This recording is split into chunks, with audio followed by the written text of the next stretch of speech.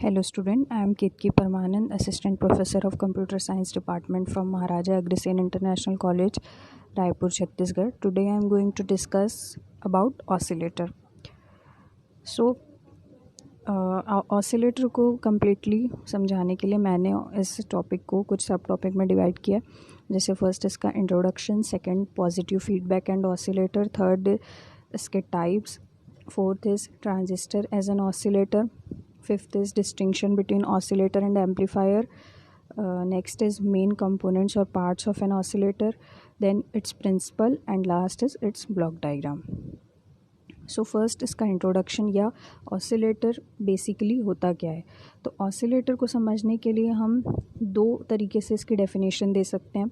यदि first definition की बात करूं तो फर्स्ट डेफिनेशन जो है वो वेव फॉर्म जनरेशन बेस्ड है। इसका मतलब oscillator is an electronic device which is used for waveform generation, either sine wave or rectangular wave or square wave. Second definition की बात करूँ तो any circuit which generates AC output is called oscillator, but to generate AC voltage the circuit is supplied energy in form of DC voltage. इसका मतलब ये है कि ऐसा सर्किट जो डीसी वोल्टेज को किस में कन्वर्ट करे, एसी वोल्टेज में, उसे हम क्या कहते हैं, oscillator. Next is feedback. Feedback circuit जो होता है वो ऐसा सर्किट है जिसके थ्रू हम जो आउटपुट वोल्टेज होता है उसकी कुछ वैल्यू को इनपुट में सप्लाई कर सकते हैं। यहाँ दिख रहा है ये एक फीडबैक नेटवर्क है। अब फीडबैक जो होता है वो दो टाइप के होते हैं, या तो पॉजिटिव फीडबैक या तो नेगेटिव फीडबैक। अब पॉजिटिव फीडबैक और नेगेटिव फीडबैक जो है वो डिपेंड करता है फेज़ डिफरेंस पे। किसके फेज़ डिफरेंस पे? इनपुट का जो फेज़ है वो, और ये है आउटपुट का फेज़। अब फीडबैक जो जितनी वैल्यू का जो वैल्यू हमने फीडबैक नेटवर्क को सप्लाई की है, यानी कि जब हमने ये जो वोल्टेज यहाँ सप्लाई किया है उसका फेज़ और इनपुट फेज़ ये दोनों जब सेम फेज़ में होंगे तो हम इसे कहेंगे, ये किस टाइप का फीडबैक है, पॉजिटिव फीडबैक। ये मेन पॉइंट है समझने का कि जब जो आउटपुट की जिस वैल्यू को हमने, आउटपुट वोल्टेज की जितनी वैल्यू हमने फीडबैक नेटवर्क में सप्लाई की है उसका फेज़ और इनपुट वोल्टेज का फेज़ जब सेम होगा तब हम इसे क्या कहेंगे, पॉजिटिव फीडबैक कहेंगे। और इसका अपोजिट क्या होगा कि जब इनपुट वोल्टेज का फेज़ जितनी वैल्यू हमने आउटपुट से सप्लाई की है उसके अपोजिट में हो तो हम इसे कौन सा फीडबैक कहेंगे, नेगेटिव फीडबैक। तो ऑसिलेटर के लिए जो फीडबैक नेटवर्क यूज़ होता है वो कौन से टाइप का होता है, positive feedback network. Next, types of an oscillators. तो ऑसिलेटर के जो टाइप है उसको हम दो बेसिस पे बता सकते हैं। जैसे फर्स्ट इसका है कि on the basis of wave form generation. तो on the basis of wave form generation oscillators are two types, either sinusoidal oscillations और रिलैक्सेशन ऑसिलेशंस। तो साइनोसॉइडल में दो टाइप के आते हैं, एलसी ऑसिलेशंस और आरसी ऑसिलेशंस। रिलैक्सेशन ऑसिलेशंस में ट्रायंगुलर वेव, रेक्टेंगुलर वेव या स्क्वायर वेव। यहाँ से हमको दिख रहा है कि ये है sine wave, square wave, triangular wave या सॉटूथ वेव। अब एल और सी क्या है? L means inductor, C means capacitor, R means resistor.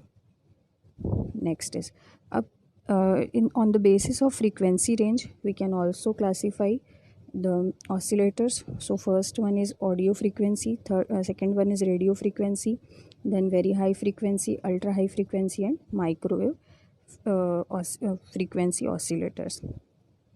Next, transistor as an oscillator. हमारे जो सिलेबस में है वो है हम ट्रांजिस्टर का यूज़ ऑसिलेटर के जैसे कैसे कर सकते हैं। तो हम जानते हैं कि ट्रांजिस्टर का एक बेसिक एप्लीकेशन होता है कि इन सी मोड यानी कॉमन इमिटर मोड ट्रांजिस्टर जो है वो एज एन एम्पलीफायर यूज़ होता है। तो इसी एप्लीकेशन का यूज़ करके हम ट्रांजिस्टर को किसमें कैसे यूज़ कर सकते हैं, ऑसिलेटर के फॉर्म में यूज़ कर सकते हैं। सो This is an basic and important application of transistor. Now distinction between amplifier and oscillator. इसे समझने के लिए हमने यहाँ एक ब्लॉक डायग्राम लिया हुआ है. ये है एम्पलीफायर का सर्किट और ये है ऑसिलेटर का सर्किट.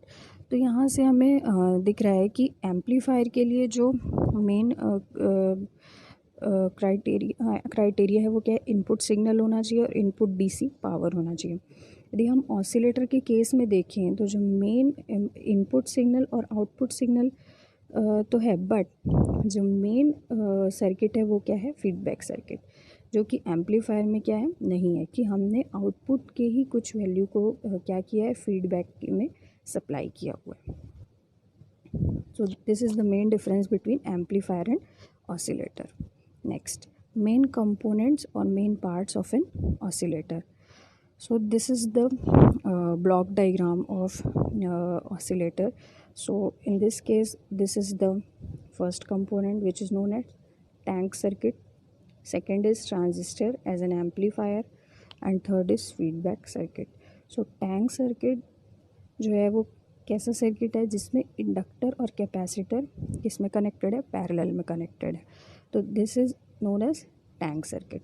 और जो ऑसिलेटर की जो फ्रीक्वेंसी होती है वो भी किस पे डिपेंड करेगी, इस एल और सी की वैल्यू पे.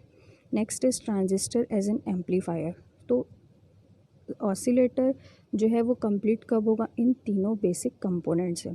First is tank circuit, second is transistor in CE mode, and third is feedback circuit. जो फीडबैक सर्किट होते हैं वो कॉम्बिनेशन होता है डिफरेंट टाइप्स ऑफ रेजिस्टर के.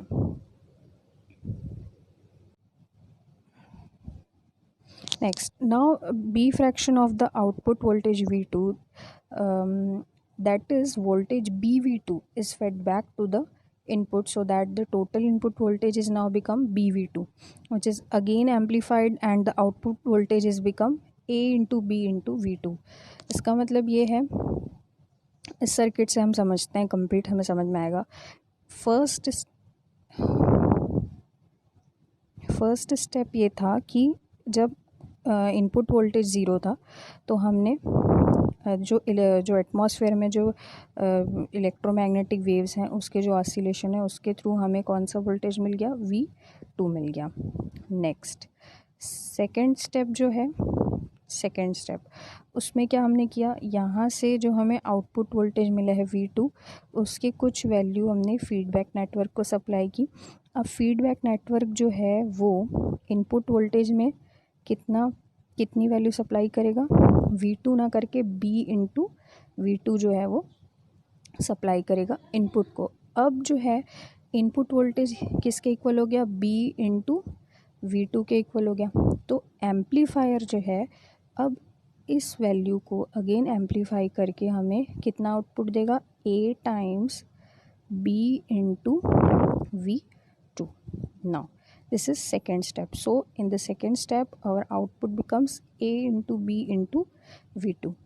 Now third step is, अब हमारा आउटपुट क्या हो चुका है, A into B into V2. अब इस A into B into V2 की कुछ वैल्यू हम किस में सप्लाई करेंगे, फिर से फीडबैक सर्किट में सप्लाई करेंगे. तो जो फीडबैक नेटवर्क है वो अब हमें इनपुट में कितनी वैल्यू देगा, A into B square into V2 value देगा. तो अब हमारा इनपुट कितना हो गया, A into B square into V2. अब इस स्टेप में ही एम्पलीफायर क्या करेगा, इस वैल्यू को फिर से एम्पलीफाई करेगा और जो हमारा आउटपुट होगा वो होगा A into B square into V2. तो इस तरीके से हमारा थर्ड स्टेप तक आते आते हमारा आउटपुट कितना हो गया, A into B square into V2. लेकिन हम जानते हैं कि to produce self sustained oscillation, the condition is that कि जो A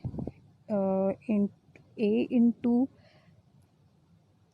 condition is that कि A into B in V2 is equal to, condition is that V2 मतलब जो इनिशियल आउटपुट था वो किसके इक्वल होना चाहिए, जो नेक्स्ट हमें आउटपुट मिला है A into B into V2 के, फिर वो A into B into V2 किसके इक्वल होना चाहिए, A into B square into V2 के।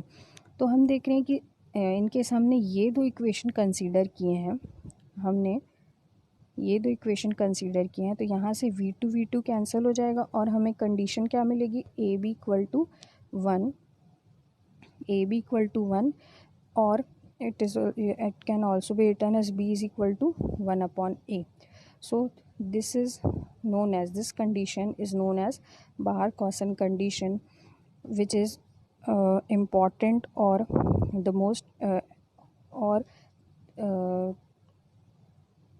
important condition for any oscillator. इसका मतलब है कि जो भी circuit A B equal to 1 condition को सेटिस्फाई करता है, वही सर्किट जो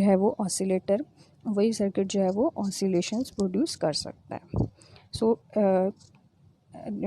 आज के टॉपिक में हमने बाहर कॉसन कंडीशन तक कंप्लीट कर लिया है।